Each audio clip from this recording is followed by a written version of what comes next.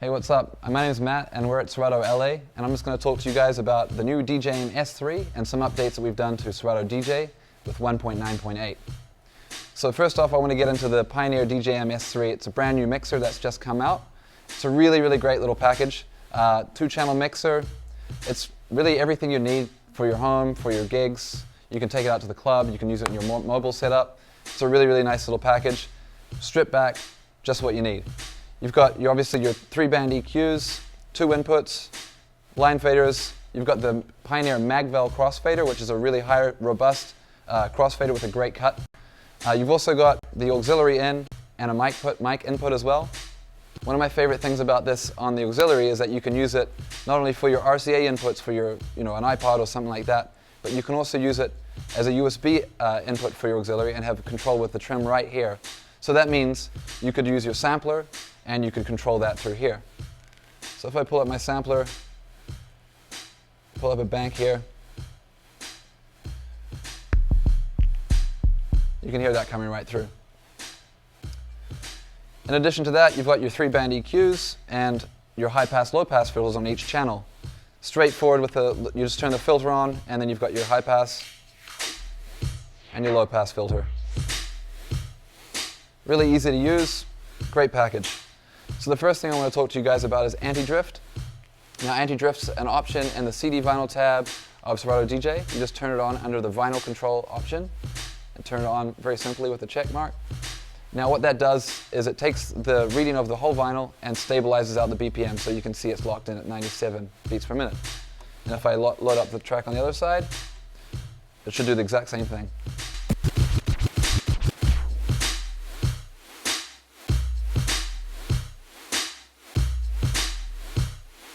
And there we go, locking in at 97 beats per minute. Some other additions to the software were needle drop and sticker lock. We improved the sampler, so we've got 8 slots in your sampler now, and with DVS you're now able to sync your samples and pitch them with 1 pitch fader on an analog turntable. Now I'll show you guys a bit more about that a little bit later on. I'm just going to move right into a couple other features. You can choose your favorite effects banks here in Serato DJ. So if you have a couple of effects that you like and you want to use them all the time, you can save them to either bank A or B. So here I have, this is my bank A, echo out, flanger, and epic reverb. And in B, as soon as I click B, you can see high pass, version echo, and flanger. Now if I want to adjust any of these things, I can just change this to, say, I'll use the combo auto filter on each side here, and then I can save that, and it'll ask me which bank. I'm going to choose B, and now it's saved that to the bank. So when I go back to A, I've got my echo out, and then bank B will have my combo auto filter. So it's a really great way to have easy recall of your favorite effects. Also, one of the most popular features we had requested was in Scratch Live there was an option to disable cue points, which are hot cue points. So if you're using a pad of some sort, when you press a pad, it would immediately write the cue. So with Serato DJ 1.9.8, you now have the ability to disable or enable hot cues. So as I was saying, hot cues are as soon as you press a cue point, it'll write a cue, but with that turned off, when you press a cue point, it won't automatically write a cue. So you'll see here, I can write a cue in here like that, but if I press 6 or 7 or 8 on my keyboard, it won't automatically write cues. So that's a really, really helpful feature that a lot of people had asked for from us for a long time, and we're really happy to have that in the software now. We also added pitch play mappings a little while ago for pad-based controllers and so forth, which you'd be able to use with things like the SP1 or other mixers that have the performance pads. So now I'm going to talk to you guys about sticker lock. And sticker lock's a really, really helpful feature for DVS users, especially if you're coming from a turntablist background. So what it is basically is a hybrid mode between absolute and relative mode. What you need to do though is it does require a bit of setup, and you need to find out the 0 point on your control vinyl. So to do that, you need to put your computer into absolute mode on whatever deck you want to mark the vinyl at, and you need to find the 0, 0, 0, 0, 0 point on the vinyl. So that is the very, very beginning of your control tone. So you can see here on the computer that we've got these numbers here, and when you get to 0, 0, 0, 0, 0, that is the very beginning of the control tone on the vinyl. And what you need to do is you need to mark wherever you want that to be with a sticker. I choose 12 o'clock, that's my favorite position. And I'll just quickly mark that with this sticker here so that every time I load up the record, I know where this is going to start at. So now I have my 12 o'clock position marked. I can go back to relative mode. And now next time I load up a song, I know that the first cue point is always going to be at 12 o'clock.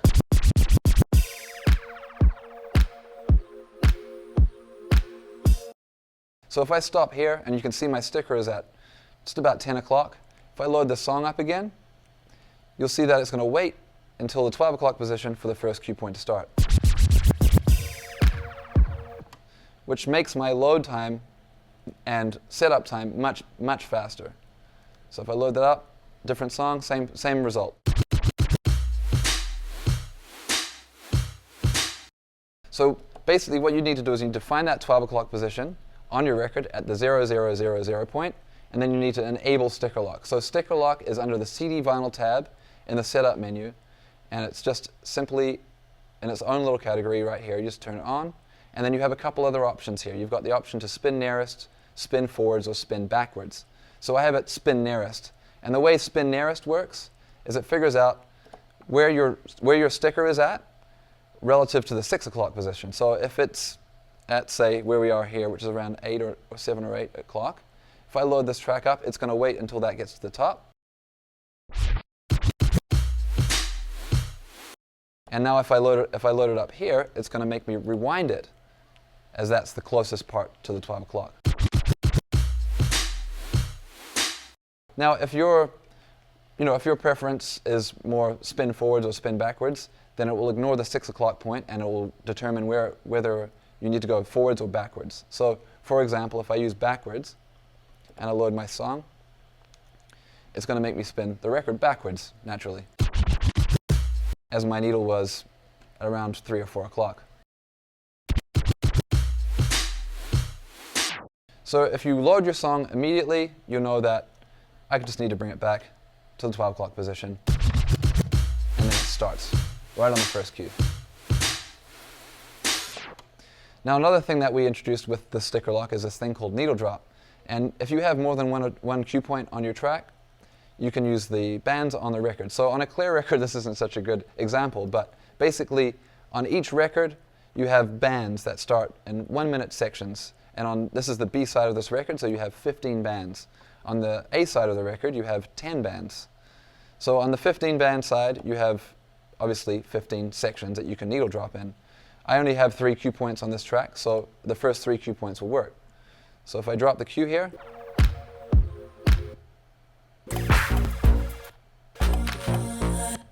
and it's all relative to the 12 o'clock position on the vinyl as well. So spin backwards is on, and if I do this here, now I have to spin back and then 12 o'clock position for my second cue point, and then the third cue point.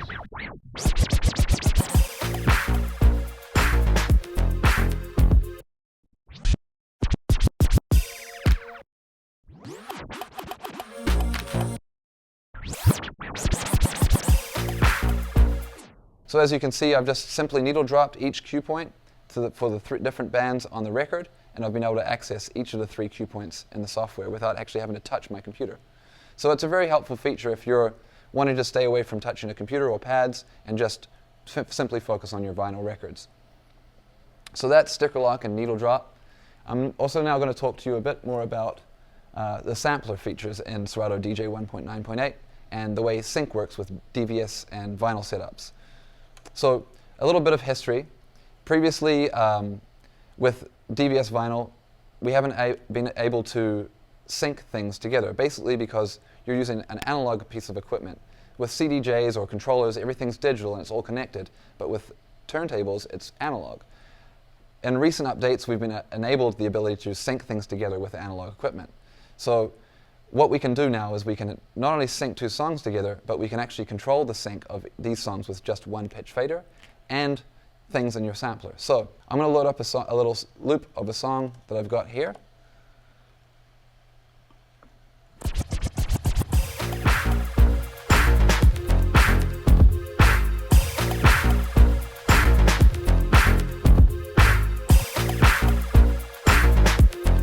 now I'm going to sync it to another track, just an a cappella track.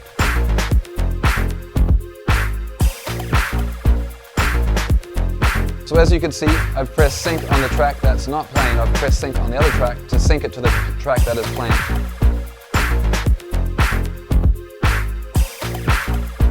Loop that up.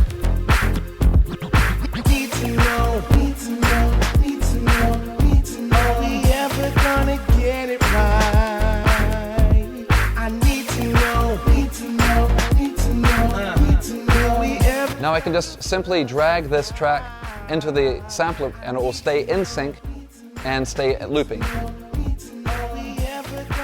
And now that'll be coming out my auxiliary input. I need to know. Will we ever stop the fuss and fight? I need to know. Are we ever gonna get it right? I need to know. So now I've got these two things looping, I can mix in another song. Will we ever stop the fuss and fight? I need to know. Are we ever gonna get it right? I need to know. Will we ever stop the fuss and fight? I need to know. And I'm going to speed it up with just this pitch fader. Are we ever gonna get it right? I need to know. Now I can just turn things off as I want. The fuss and fight. Baby, we've been through so many things. So as you can see, I've very easily made use of the extra sampler slots and adjusted the pitch with just one turntable. So it's one of the really great features that you can do to create interesting transitions or live remixes if you want. It's really up to you how far you want to go with the possibilities with these things. But previously this has not been available for DVS users, so it's a really huge improvement for Serato and Serato users. So one of the other things I wanted to talk about today, which is key detection, key shifting, and pitch and time. So key detection's actually been in the software for quite a while, and it's free. So it's a great way to figure out two songs that work together, not only in BPM, but in melody as well. So melodically, two songs can work together. So if you've got a musical background, you may be aware of things like the circle of fifths and how harmonies can work together. For myself, I prefer to use key detection using a thing called the Camelot wheel, and that is a numbers and letters based system. So key detection is visible in your Serato library under the key column. So you can see here we've got songs with the key of 3A, 2A, 5A, 3B, and so forth. When you analyze your files, it'll write this information to the file and then display it how you've chosen. And you can choose how you want it to be shown in the setup menu under library and display. So here we can see I've got it shown as Camelot, and that's the number system that I'm referring to. But if you prefer, you can choose the classical key or open key or original key tag. Classical key is the standard music notation, so if you choose that, you'll see things like C minor, E flat minor, B flat minor, and so forth, which is very, very helpful if you're playing with a musician who understands music theory, or if you're making a remix or something and you want to figure out the key of a song and you happen to know music theory as well. I just find that it's a little faster to use the number system, so I use Camelot, and that's very, very simple. Simple set of rules such as 2 will go with 3, and 3 will go with 4, and 4 will go with 5, and 3 will also go with 2. So you can easily find two songs that mix together very quickly, as long as they're either in the same number and same letter value, or up 1 or down, or in the same like 3A, 3B, so the same number but different letter is fine as well. So for example, I'm going to mix two songs together really, really quickly here for you, and you can hear that they're clearly melodically matched. So I'll pull up this song here. So this song is in 2A, and now I'm going to mix a song in 3A.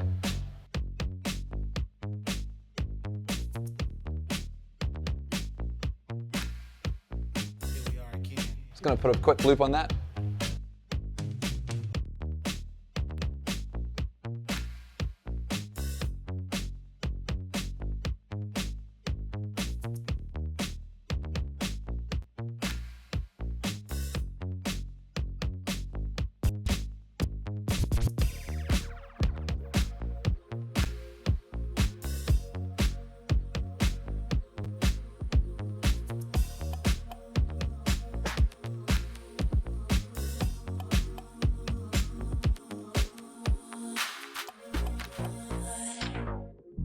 So you can quite clearly hear how the different sounds and instruments sound right together.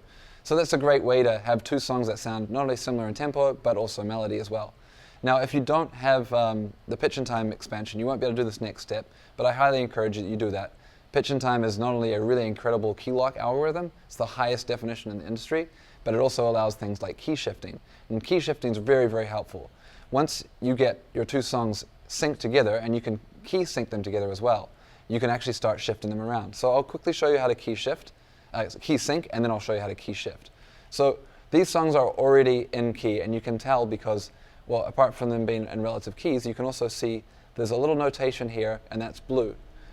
And if I mix another song in that's in a different key, that will go gray, and that means it's not in key.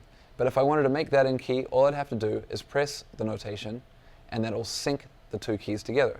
So you can see this has gone down 2 semitones to match to 3A with 2A, and the little notation is illuminated blue. That means now they're in key and they will sound good together. The obvious problem right here is that they're in different BPMs, so I'm not going to mix those two songs together, but the basic principle is the same. And once they're synced together, they can start moving around together in sync. So if I go back to the song I had mixed in before and I key sync them, you'll see that it hasn't changed the value, but they are synced together. Now when I play them together, you'll hear that I'll be able to pitch them down together. So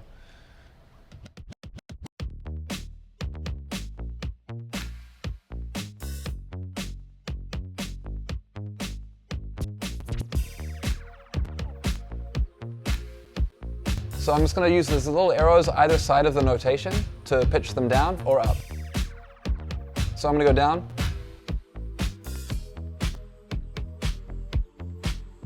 And now I'll go up.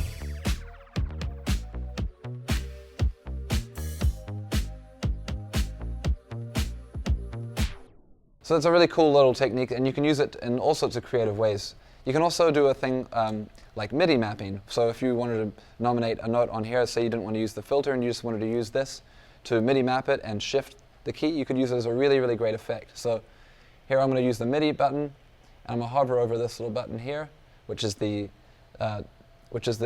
allows you to rotate between the keys, and I'm going to click on that to arm it to be MIDI mapped, and then I'm going to turn the knob here to map it.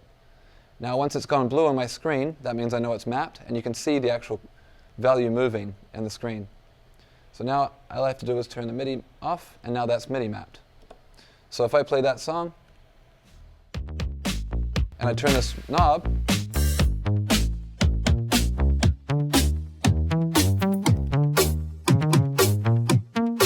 so you can actually use it as a very, very cool effect if you wanted to use it in your sets as some kind of special effect or build-up or something.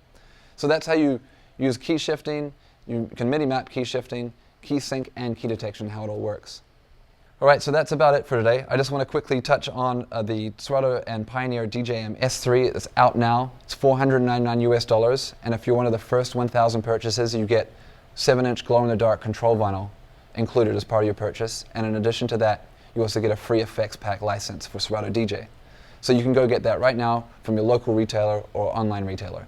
And if you have any questions or any more information, you can find that all at Serato.com.